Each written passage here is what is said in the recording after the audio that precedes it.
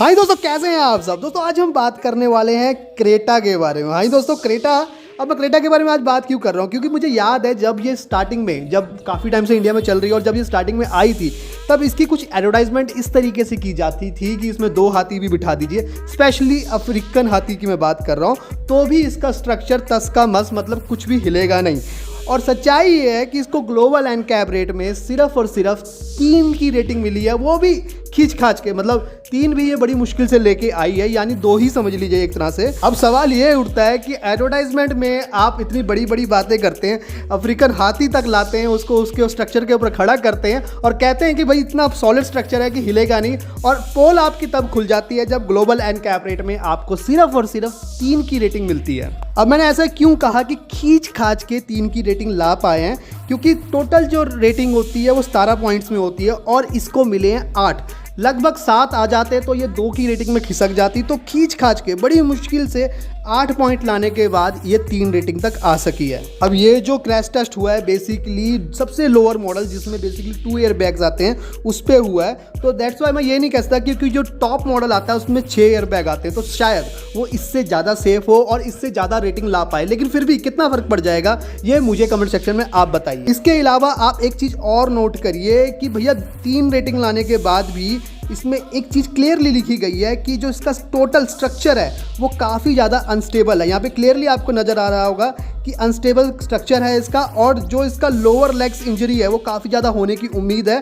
Specially driver की यहाँ पे मैं बात कर, यानी लेग और फीट की आप बात करिए तो यहाँ पे ड्राइवर को काफ़ी ज़्यादा इंजरी होने की उम्मीद है। और यहाँ पे मैं बात कर रहा हूँ ग्लोबल एनकैप रेट की। यहाँ पे ग्लोबल एनकैप रेट के जो स्टैंडर्ड हैं वो काफ़ी ज़्यादा अलग होते हैं।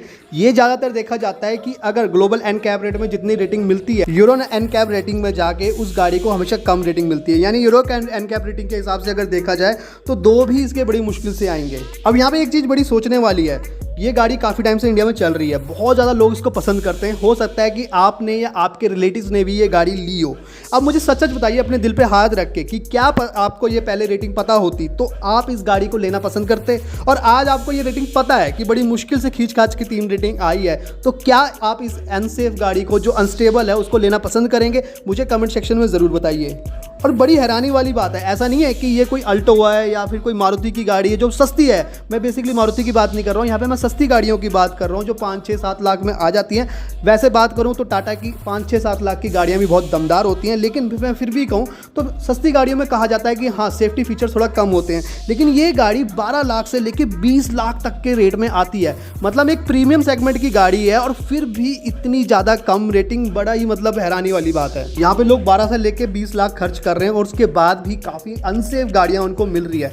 अब देखिए यहाँ पे ना मैं सीधा कसूर मतलब गवर्नमेंट का नहीं लगाऊंगा, कार कंपनियों का भी लगाऊंगा, गवर्नमेंट का भी, दोनों का ही कसूर है।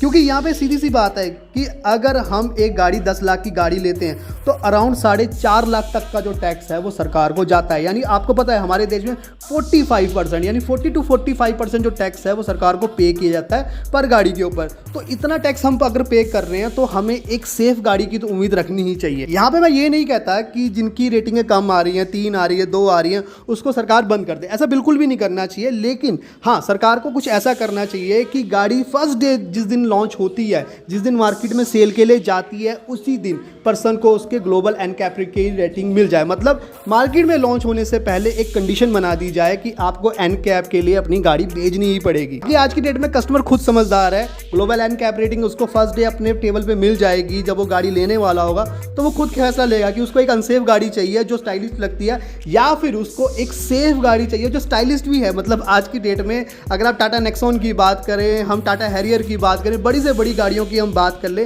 5 स्टार रेटिंग के साथ हमें मिल जाती है। छोटी से छोटी गाड़ी, बड़ी से बड़ी गाड़ी 4 to 5 स्टार के रेटिंग के साथ मिल जाती है। तो वो कस्टमर के ऊपर टोटली फैसला छोड़ देना चाहिए। तो चलिए दोस्तों, वीडियो को आज यहीं पे अंत करते हैं। मैं नीचे अपनी इंस्टा आईडी और ईमेल आईडी दे रहा हूँ। अगर आपके पास कोई भी ऐसी वीडियो जो एक्सीडेंट से रिलेटेड हो, क्योंकि मैं एक चैनल शुरू करने वाला हूँ जहाँ पे एक्सीडेंटल वीडियोज वगैरह डालूंगा, शायद इसी चैनल में डालूं, तो कोई भी ऐसी वीडियो हो तो आप इन दोनों आईडीज में मुझे सेंड कर सकते हैं विद कंप्लीट डिटेल। तो चलिए दोस्तों, आज के लिए इतना, तब तक के लिए जय हिंद, वंदे मातरम।